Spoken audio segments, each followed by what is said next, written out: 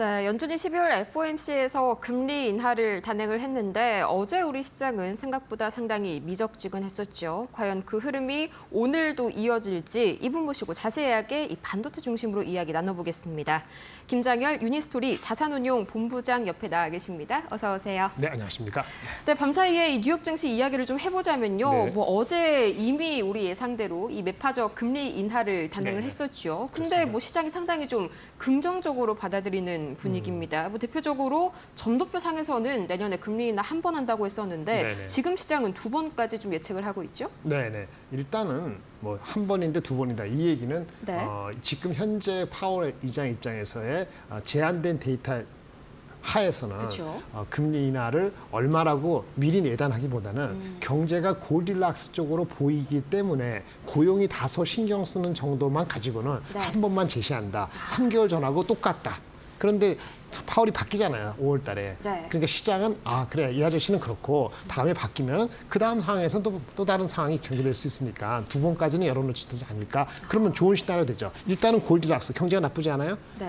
그다음에 고용은 신경 쓰니까 한 번은 해줄 것 같아요. 1월은 제껴나겠죠. 근데 1월 이후에 진짜 없냐 봤을 때는 그 상황과 데이터 플로우에 따라 갖고 새로운 그 FOMC에서는 다를 수 있다. 여기까지 시장이 앞서 나가는 거예요. 네. 그러니까 이제는 굳이 얘기하면은 매파적이라기보다는 그래도 약간은 그 예상보다 우려했던 경계감보다는 네. 좀 중립 이상, 중립보다 낮은 게 아니고 중립보다 높다고 약간 생각을 하는 거죠. 네, 그러니까 점도표 상에 있는 표면적인 그림만 좀 매파적이고 사실상 그 내면을 좀 해석을 해보자면 예상보다는 좀 비둘기파적이었다. 이렇게 좀 해석할 네, 수 있는 그렇습니다. FOMC였네요. 오라클 이야기도 좀 해봐야 될 것 같은데 이 오라클 쇼크 좀 요약을 해보자면 생각보다 돈을 많이 썼는데 적게 벌었다. 이게 문제가 되는 거잖아요. 어떻게 보실까요? 예상이 됐던 거죠. 네. 사실은 이번에 실적이 뭐 매출이 뭐 1%, 1.5% 뭐 미스했다 이건 중요한 게 아니고 네. 사실은 순이익 같은 경우는 오히려 그 어떤 지분 뭐 평가선이 매각한 것 때문에 오히려 더 좋았어요. 그쵸, 근데 약간 지금 일회성으로, 네. 그렇지, 일회성이죠. 그게 이슈는 아니고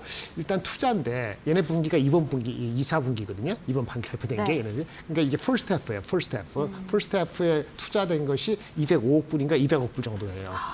그런데 퍼스트 해프하고 세컨드 해프하고 해가지고 합해서 26년도 피스컬 이어를 해가지고 얘네들이 한 350억 불 쓴다고 했는데 네. 이번에는 500억 500억 달러를 달러로 하는 들었죠. 거니까 네. 그러니까 퍼스트 해프의 200억 달러보다 지금 세컨 다음 분기 다다음 분기 합한 세컨드 해프가 150억 달러를 훨씬 많이 투자하는 거잖아요. 네. 그러니까 다 잔치상도 벌리고 여러 가지 투자하는 건 다 좋은데 단기적으로는 투자에 따른 단기적인 마진의 압박이 불가피하겠네. 장기 그림은 여전히 좋다. 왜? 얘네들이 그 remaining purchase obligation이라고 RPO라고 해서 우리 주문 해당되는 수주 잔고는 전분기 대비 한 20% 가까이 10몇 프로 더 올라갔거든요. 5,200억 달러로서. 이거는 좋은 거죠. 그쵸. 근데 기본적으로 뎃을 지고 캐시플로우 부채 비율이 한 480%, 500% 되다 보니까 이게 이제 코어 위브라든지 메비우스 이런 거 임대해주는 회사 제외하고는 가장 높다 보니까 네. 그런 게 CDS 프리미엄도 높은 게 유지되는 거거든요. 그 기조 하에서 있는 거예요. 그래서 이거는 어느 정도 예상이 됐던 거라고 보여지긴 합니다. 네. 근데 조금 그나마 뭐 다행스러운 거는 주가가 확 빠진 다음에 약간 반등했잖아요. 네. 그리고 그 정도 10% 빠진 다음에 그걸 쭉 유지된다는 거죠. 그러니까 어떻게 보면은 많은 악재들이 이 개인적으로 봤을 때 이 주식에 대해서는 많은 악재들은 이제 거의 녹아 들어갔다고 보여지는데 이 캐탈리스트가 뭐냐는 것은 또 다른 문제가 되겠습니다. 그럼 지금은 약간 저점으로 본다. 약간 지금 이런 말로 지금 약간 해석을 해도 괜찮을까요? 네, 뭐 지금 많은 게 진짜 뭐 이 회사가 무너진다 그러면은 네. 이렇게 보셔야 돼요. 무너진다 하면은 얘네들의 걱정이 뭐예요? 오라클은 우리가 오픈 AI 때문에 문제가 됐다고 생각하는 거잖아요. 그쵸. 오라클이 오픈 AI 말고도 다른 데라고도 이렇게 좀 돼 있는데 오라클은 오픈 AI하고 스타게이트가 이게 핵심이라고 이렇게 본단 말이에요. 실제 얘네들이 갖고 있는 5,200억 달러라는 그 remaining purchase obligation, 네. 그 주문 숫자의 60% 이상, 3천억 불 이상이 오픈 AI이기 때문에 네. 이 오픈 AI가 비상장이다 보니까 우리 그 오라클이 조금 많이 이슈가 3개월 전보다 더 내려간 상태니까 과매도라고 얘기하기 뭐하지만은 많은 악재들이 녹아져 있고 오늘 사실은 또 구글이 좀 빠졌잖아요. 그쵸. 근데 구글이 빠진 거는 사실은 아니라는 얘기도 오늘 나오게 돼 있던 FOMC 다음에 나오게 됐던 게 원래 됐던 것이 오픈 AI의 챗GPT 5.2가 나왔다고 하는데 그게 어떻게 좋다고 하던데. 네, 그래서 이제 자기네가 자신감이 있다 뭐 이렇게 얘기를 하고 뭐 디즈니하고 뭐 한다 뭐 이렇게 얘기가 나오는데 그러다 보니까는 구글 제미나이를 혹평한 것보다는 우리가 자신 있다. 또 네. 이렇게 새로운 제품 내오니까 CEO 그렇게 얘기하겠죠. 그러니까 약간 주춤하는 거고 그렇게 되면은 이제 오라클도 오픈 AI가 만약에 조금 희망을 보이면은 오라클도 같이 또 희망을 보일 가능성은 열어놔야 되기 때문에 주가 그쵸. 그 정도 빠진 거에 대비했을 때는 실질적으로 기술적으로 더 빠지기는 만만치 않다 이렇게 말씀드릴 수 있겠습니다. 네, 요새는 정말 이 AI 칩 시장의 선도주자가 뉴스 하나가 나오면 그쪽으로 따라붙고 나머지는 약간 주저앉고 그런 흐름들이 계속해서 반복이 되는 것 같습니다. 오늘 그래서 브로드컴의 실적 발표도 굉장히 중요할 것 같은데 좀 전에 발표가 나왔었죠. 네네네. 일단 시간에서는 3% 강세, 뭐 분위기는 좋은 것 같은데요. 네네. 어떻게 한번 해석해 주실까요? 일단 제가 넘버를 다 정확히 못 봐갖고 모르겠는데 헤드라인 본 거는 원래 가이던스 준 거. 가이던스가 180억 달러 조금 넘었을 거예요. 네. 매출이 연간에 500억 달러 정도 넘으니까 한 182억 달러 이렇게 원래 가이던스에 있는데 실제는 191억 달러가 나왔다고 합니다. 네. 이제 그거 헤드라인 넘버만 저도 보고 들어왔단 말이에요. 그러면 그게 얼마입니까? 한 4%, 5% 사이 정도 더 나왔죠 예상보다. 그쵸. 4%, 5% 사이 더 나왔으면은 그 정도 올라가면 되죠. 네. 근데 내용을 다 봐야 되는데 이게 191억 달러라는 게 전체 매출이에요. 네. 오늘 방송 보시고 다음에 또 확인해야 되는데 그 중에서 AI 매출이 있고요. 우리가 얘네들이 매출이요 마진이 좋아요. 근데 브로드컴은 사실은 매출의 한 40%? 40%는 소프트웨어입니다. 근데 소프트웨어 소프트웨어요? 매출이 네. 훨씬 마진이 좋거든요. 그 소프트웨어 매출이 조금 좋았으면은 마진도 좋았을 거예요. 무슨 얘기인지 아시겠죠? 네. 그래서 소프트웨어 매출이 얼마나 하는 거 그게 봐야 되고 전체에서 AI, 그러니까 AI 하드웨어 반도체에서 AI 반도체 이렇게 해서 전체 아까 190억 달러 중에서 AI 부분만 따졌을 때 그 비중이 얼마냐 이걸 보셔야 돼요. 원래 네. 가이던스는 YOY AI 매출이 한 얼마냐 AI 매출이 한 66% 성장하는 게 가이던스거든요. 네. 작년 동기보다 AI 부문 매출이 66% 성장인데 이번에 나온 수치가 그보다 높다고 하고 그렇다면은 그리고 가이던스가 또 다음 분기 괜찮다 하면은 그러면 아마 4%보다 더 높아지는 것이 맞을 것 같아요. 근데 구성 요소에서 AI 부문 매출 성장률이 전체 매출 성장률 말고 네. 훨씬 높으냐 요거 하나 그죠. 하고. 그게 핵심이죠. 예, 그리고 컨퍼런스 콜을 이제 진행이 돼야 될 건데 컨퍼런스 콜에서 뭐가 나올 거냐면은 얘네들이 핵심이 뭐냐면 칩단에서 TPU를 구글 걸 설계해 주는 거 말고요. 네. 그 칩이죠. 그 GPU, AG 커스텀 하는 그렇죠. 거잖아요. 메타도 있고, 메타도 있고, 엔비디아도 그렇고, 구글도 다 커스터머예요. 네. 구글만 커스터머가 아니거든요. 그런데 이제 전체적으로 봤을 때 좀 경쟁하는 게 메타하고 죄송합니다. 그 엔비디아 빼고 오픈AI하고 메타하고 구글이 커스터머란 말이에요. 그렇죠. 근데 이제 엔비디아하고 경쟁하려면 브로드컴이 뭐가 있냐면 칩 말고도 칩이 뭐 36개, 72개 갖고 하나의 시스템을 판단 말이에요. 그 칩을 연결시키는 기술이 필요한데 연결시키는 네트워킹 칩이 있어요. 얘네들 제품 이름이 기사님도 아셔야 될 텐데 우리 앵커님도 토마호크라고 있어요. 토마호크 거기서 시리즈, 나왔군요. 네. 토마호크 이제 미사일 그건데 이 네. 토마호크 시리즈가 6번째가 뭐 나왔는데 이 제품에 대한 게 지난 분기부터 기대감을 높여주는 성능에 대한 얘기도 했었거든요. 이거에 대한 업데이트가 사실 더 기술적으로 더 중요해요. 그래서 토마호크 네트워킹 칩 이게 엔비디아의 엔비링크 뭐 이런 거, 인피니티 밴드 이거랑 네. 경쟁하는 그 네트워크 칩이란 말이에요. 이것이 어떻게 업데이트 되느냐가 과연 엔비디아하고의 일반 범용 칩 대비 이 커스텀 칩 브로드컴이 개발해서 해주는 이게 구글 향이건 메타 향이건 이런 거에 경쟁력에 대한 단초를 줄 수 있기 때문에 네. 이게 두 번째로 중요해요. AI 칩 매출의 성장률 그다음에 요거. 네. 헤드라인 뉴스 말고. 말씀 중에 살짝 죄송합니다만 지금 저희가 들어오기 전에는 3% 플러스였거든요. 네네, 근데 네. 지금 방금 화면을 보니까 시간의 거래에서 이제 컨퍼런스 콜이 진행이 네네. 되는 와중에 마이너스 1.5%까지 빠지네요. 뭔가 컨퍼런스 콜에서 문제가 약간 좀 생겼다 이렇게 좀 그래서 해석을 지금 해야 안 될까요? 봤기 때문에 알 수가 없어요. 네, 안 네, 봤기 네, 때문에 알 수가 그렇죠. 없고. 워낙 로우 데이터다 보니까. 그러니까 아까 말씀드린 것처럼 전체 매출이 아까 전체 매출이 예상보다 잘 나왔다. 네. 그렇죠? EPS도 잘 나왔다. 그게 한 3, 4%다. 그럼 그쵸. 4% 맞고 아까 3% 올라 맞잖아요. 근데 아까 두 번째 뭐라 했죠? AI 부문 매출. 그쵸. 그러니까 AI 부문이 전체 180% 하면은 AI 부문 매출이 지난 분기에는 33%, 34%고 이번 분기의 예상이 네. 가이던스가 한 35%예요. 비중으로. 그 비중을 차지하는 그 곱하기 0.35 하면은 매출이 얼마 정도 나왔어야 되고 네. 그게 YOY로 얼마 성장이 되는 게 66% 성장이 제가 알고 있는 원래 가이던스예요. 네. 그게 어떻게 됐는지. 그다음 토마호크가 어떻게 되는지, 그다음 또 다른 얘기가 있는지 이거에 따라 갖고 브로드컴의 실적이 주가에 대한 평가가 달라질 수 있고요. 그러니까 그쪽에서 네. 지금 약간 문제가 생겼을 수도 있겠습니다. 아직은 네. 몰라요. 그리고 이렇게 됐을 때 다른 주가 어떻게 하나 봐야 돼요. 네. 엔비디아라든지 뭐 구글이나 이런 것들도 연관이거든요. 시간에서. 네. 그럼 얘네들이 나쁘거나 아니면 이상하게 발견된 게 인더스트리 와이드 얘기한 것인지 얘네들의 성능에 대해서 조금 다른 연계성인지는 다른 주가도 봐야 되거든요. 근데 그것까지 감안을 했을 때 근데 만약에 오늘 반도체주, 네. 우리 반도체주에 미칠 영향은 지금 그러니까 봅시다. 보실까요? 엔비디아는 네. 또 빠지거든요. 네, 엔비디아도 브로드컴도 빠진다고 빠지지만 엔비디아도 빠지고 있어요. 네. 그리고 마이크론만 그냥 아까 본장에서 한 1% 넘게 빠졌는데 네. 얘네만 0.5% 미미하게 네, 반등하는 미미하게 강보합권. 운동한 거고 네. 그리고 또 뭐 있을까? 오라클은 그냥 빠진 상태에 겉펴나왔고 워낙 많이 네. 빠졌으니까 이 얘기는 특별하게 임프레시브하지는 않았다는 평가인 것 같거든요. 네. 그렇다면은 우리도 뭐 미직적은 하지 않을까라고 생각이 드는 겁니다. 뭔가 상방 카드가 하나 막힌 그렇죠. 느낌이네요. 네, 그렇게 보시는 게 맞을 것 같아요. 그러면은 어제 이 SK 하이닉스가 3.75% 유독 좀 빠졌는데 뭐 이게 역시나 투자 경고 때문일까요? 아니면 뭐 미국 ADR 이쪽이 좀 어려울 수도 있다는데 이 네. 문제 때문일까요? 투자 경고, 투경에 따른 투심의 영향이 가장 크다고 봅니다. 네. 투자 경고가 들어가면요. 이게 22일까지니까 실제는 24인가요? 24일까지로 24일까지 있습니다. 되는데 네. 그때까지 이제 실제 안 풀어지잖아요, 이게. 그쵸. 그러면 뭐가 나오냐면은 그때까지는 신용융자를 못 해요. 그렇죠?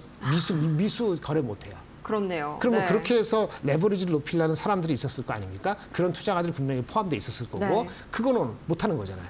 그럼 그거만큼 심리가 조금 억제되겠죠. 투자 경고가 원래 그런 의미이긴 한데 네, 그렇죠. 뭐 대형주도 이게 SK 하이닉스 말고 SK 스퀘어도 그렇고 현대로템도 그렇고 많은 많이 종목이 올라가지고 그런 거긴 한데. 그렇죠. 네. 그렇죠. 근데 취지는 알겠는데 적용을 일괄적으로 하다 보니까 불가피한 면이 있지 않았나 싶습니다. 그게 분명히 가장 큰 원인이고요. 네. 미국의 ADR 상장하는 건 미국이 ADR을 막을 이유는 없고 그쵸. 이게 상법이 대한민국이 이게 자사주를 상장하는 거거든요. 네. 근데 하이닉스가 갖고 있는 자사 중에서 원래 익스체인지 본드라고 해갖고 이제는 교환사채를 발행해 갖고 활용할 수 없는 게 있어요. 그쵸. 실제적으로 있는 거는 5점 몇 프로인데, 그러니까 5점 몇 프로인데 그거 빼고 나면 실제 사용할 수 있는 건 2.4% 정도라 하거든요. 아, 미미하네요. 예, 2.4%면 얘네 시가총액이 한 400 몇 조니까 10조가 안 되죠. 9조 정도 되지 그렇죠. 9조 않습니까? 정도 되죠. 그러니까 무슨 얘기냐면 9조라는 게 우리나라에서 큰 주식이지만 미국의 어떤 저 약간 봤을 굉장히 때 먼지 한 톨 같은 예, 약간은, 좀 네. 작다 이렇게 생각을 하는 거거든요. 참고로 이제 TSMC 같은 경우는 미국의 ADR이 있죠. 근데 TSMC는요. 초반에 네. 걔네들이 본장 대만에서 상장되고 나서 그게 93년도에 상장됐거든요. 그리고 미국에 상장한 ADR이 4년 뒤에 바로 했어요. 네, 빨리 예, 했네요. 네. 그리고 주식의 수로서는 한 5점 몇 프로인데 이게 1대 5로 해가지고 시총 기준으로는 본주보다 한 20몇 프로 돼요. 그러니까 본주 대만의 주식이 100이라면은 미국에 상장돼서 유통되는 그 규모는 한 26% 돼요. 오. 그러니까 적지 않은 거예요. 그쵸, 그래서 적지 이게 않죠. 영향이 있는데 우리는 지금 처음 시작이 이제 뭐. 그 구조고 우리 2.4%니까 그쵸, 너무 미미하네요. 앞으로 거의 자사주 10분의 사서 1이니까요. 네. 또 계속 그렇게 상장하지 않는 한 이제 조금 약하지 않느냐 이렇게 얘기하시는 분이 있습니다. 네. 그러면 우선 뭐 ADR 상장 가능성 자체에 대해서는 그렇게 위험도는 높지 않다라고 보시는 거죠? 우리가 문제니까요. 위험도라는 개념이 아니고 효과에 대한 거죠. 효과 측면에서는 이제 약간 미미할 수가 있는데 네네네. 또 상장의 걸림돌이 뭔가 될 수 있다 이런 말도 나오잖아요. 그거는 이제 우리 상법이. 자사주를 네. 매각을 하고 있잖아요. 네. 상법을 고쳐주려고 하는 과정에서 그러니까 자사주를 보유하고 있는 거를 아주 예외를 규정하지 않는 것은 일정한 기간, 그게 1년 정도로 예기가 되고 있다는데 1년으로 매각하라고 이렇게 할 것 같잖아요. 그게 원래 그 방향인데 그럼 이건 뭐지? 이거는 그 예외 정도. 예외 정도라는 게 보통 그 종업원에 대한 보상으로 주는 주식 옵션, 스탁 옵션 네. 이런 건 예외라고 하고 아주 특별한 경우는 특별 주주총회 일반 주주 말고 네. 주총을 해가지고 할 수 있는 방안이 있다고 또 하더라고요. 또 그런 의아할 수 있는 거는 게 또 할 있네요. 수도 네. 있다고 하는데 과연 그게 어디까지 되는지 확정된 게 아무것도 없다 보니까 네. 이 자사주를 어쨌든 매각은 아니니까 그 예외 네. 종목으로 줄지 그거에 대해서 확실치가 않다고 보니까 그렇게 얘기가 나온 것 같습니다. 네, 그래도 어느 정도 그런 리스크들은 우회할 수 있는 방안이 있다고 하니까 다행이네요. 이어서 이틀 전이었죠. 이제 삼성전자가 자회사를 통해서 이 중호엠텍 쪽에다가 투자했다. 이 소식에 유리기판이 상당히 올랐잖아요. 어제는 잠깐 또 쉬어가는 흐름이 나타났는데 여기에서 좀 반짝하고 매도를 해야 할지 아니면 계속 담아가야 될지 궁금해하시는 분들 많으실 것 같습니다. 뭐 단기로 들어가시면은 그럴 수도 있죠. 네. 그러니까 뭐 며칠 전에 있어갖고 들어가서 이틀 뒤에 파는 거지. 그런 식의 패턴에 익숙하신 분은 그럴 수 있다고 보고요. 네. 그냥 저는 그거에 대한 판단보다는 유리기판이 올라간 이유에 대해서 말씀을 드리는데 네. 뭐 여러 가지 있죠. 크게 두 가지예요. 삼성전자, 삼성전기 방향이 하나 있고, 그쵸. 그다음 SK그룹의 SKC 그 자회사인 앱솔릭스를 토하면서 한 부분이 있고, 그 밑에 서플라이 체인에서 장비건 뭐 이런 회사들이 있는 건데요. 네. 가장 안전한 거는 삼성전기나 SKC 둘 중에 하나죠. 대한민국은 그밖에 없으니까. 근데 단점은 SKC는 다른 사업부하고 섞여져 있어서 이거 밸류를 얼마를 찾아야 될지에 대해서 넘버와이즈 하는 게 아주 쉽지는 않아요. 네. 그래서 이게 보통 그게 단점이죠. 근데 장점은 SKC의 SK 그 앱솔루스가 가장 빨라요. 아, 속도 측면에서. 네, 속도 측면에서 26년도 하반기 아니 26년도는 양산이 시작돼요. 네. 근데 그게 이제 SKC의 단점과 장점이죠. 앞서 있다는 거. 그렇죠. 근데 삼성전기는 조금 늦죠. 근데 늦게 하는데 삼성그룹의 힘이 있잖아요. 그러니까 삼성그룹의 힘이 있다 보니까 삼성전기는 일단 늦었지만은 시작하는 것이 기존 사업과 시너지가 있다고 보는 거예요. 기존 사업 뭐냐? 우리가 그 PCB 반도체 기판이잖아요. 네. 그 유리 기판이잖아요, 원래. 유리 기판 하기 전에 원래 기판을 하던 게 얘네예요. 아. 그 플립칩 BGA라고. 그럼 어떻게 되죠? 그렇죠. MLCC도 이미 하고 있었으니까요. MLC도 네. 있다 하고 BGA 기판이 있는데 기판이 적층이 많이 되고 그다음에 기판이 더 커진단 말이에요. 네. 그러면서 이거를 실리콘이 아니고 유리로 하자는 거잖아요. 그러니까 그렇죠. 기존에 하던 비즈니스에서의 확장이 쉽다는 거예요. 그게 첫 번째 거고요. 두 번째는 MLCC인데 네. 아까 늦게 시작했다 했잖아요. 유리가 글라스 코어라고 책받침, 책이 있으면 책받침 역할을 하는 그 부분이 글라스로 하는 거죠. 글라스 코어라는 부분이 있고요. 그거를 먼저 한 것이 SKC예요. 근데 실질적으로 더 의미 있는 기술적 진보는 이 글라스 코어 말고 여기 인터포저라는 거예요. 인터포저는 칩과 칩 간에 연결시키는 부분인데 이게 굉장히 기술적으로 어려워요. 그래서 네. 글라스 코어를 SKC가 먼저 했지만은 실질적으로 시장의 파급력은 기술적인 난이도가 있는 글라스 인터포저인데 여기서 용어가 좀 어렵네요. 글라스 네. 인터포저로 가는데 인터포저는 연결하는 거라 했잖아요. 네. 칩과 칩사 여기 중간에 연결 우리 HBM 마찬가지인데 인터포저에 MLCC가 들어가요. 그다음에 MLCC가 인터포저 안에 내재되기도 하고 제가 지금 괄을 꺾고 하는데 네. 이 인터포저 안에 MLCC가 들어간단 말이에요. 그럼 MLCC 비즈니스를 또 같이 시너지가 있을 수 있어요. 그렇죠. 따라서 그대로 적용할 수가 있겠네요. 삼성전기는 FCBGA하고 MLCC 비즈니스가 PCB하고 그다음에 내재화될 수 있는 이런 기능이 기존 사업과 시너지가 있을 수 있기 때문에 그 네. 잠재력 때문에 최근에 이제는 그 유리기판 말고도 다른 이슈가 많았는데 주가가 네. 올라간 거예요. 다만 현재 입장에서 주가가 애널리스트 목표 주가 30만 원에 딱 붙어가지고 그쵸. 단기적으로 여기서 더 들어가는 타이밍을 바로 구하기는 아주 쉽지는 않다. 이렇게 말씀을 드리겠습니다. 네, 그러면은 정말 이제 12월 중순 얼마 남지 않았는데 간략하게 이 연말 연초 시장 전략 세워주시죠. 일단은 투경 해제 24일까지는 뭐 한국이 상대적으로 조금 덜 갈 수도 있지만은 실적입니다. 실적이 삼성하이닉스가 워낙 좋기 때문에 조정 시 매수 전략으로 가시는 게 맞을 것 같고요. 당분간 박스권인 것 같아요. 3,900 이하로는 안 갈 것 같은데 그렇다고 4,200을 전고점을 뚫을 정도는 조금 부족할 수 있다. 반도체 AI 중심의 한 가닥, 그다음에 바이오 변압기 이런 쪽에 한 가닥 이렇게 바벨 전략을 유지하시는 게 필요할 것 같습니다. 네, 이렇게 연말 전략까지 세워봤습니다. 오늘 김장열 유니스토리 자산운용 본부장과 함께 자세한 시장 전략 나눠봤는데요. 좋은 말씀 고맙습니다. 네, 감사합니다.